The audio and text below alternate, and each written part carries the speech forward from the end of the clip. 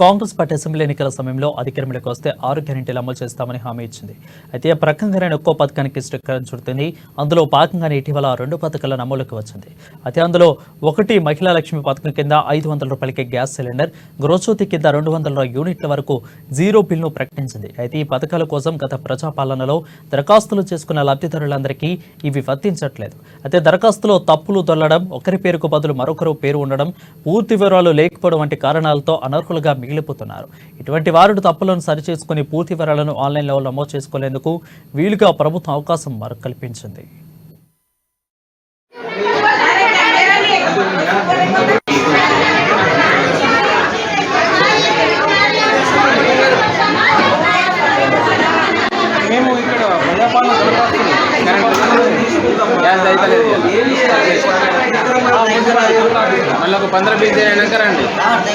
ఈ ప్రజాపాలన సేవా కేంద్రాలు ఏర్పాటు చేయడం జరిగింది. దీంట్లో ఇప్పుడు మున్సిపల్ ఆఫీస్లో 3 కౌంటర్స్ ఏర్పాటు చేశాము.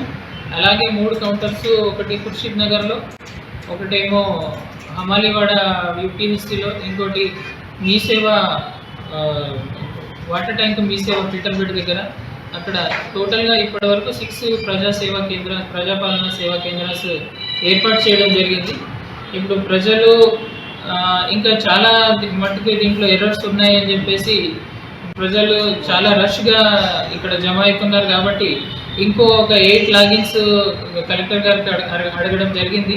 8 లాగిన్స్ మనం క్రియేట్ చేసుకొని ఆ 8 లాగిన్స్ కూడా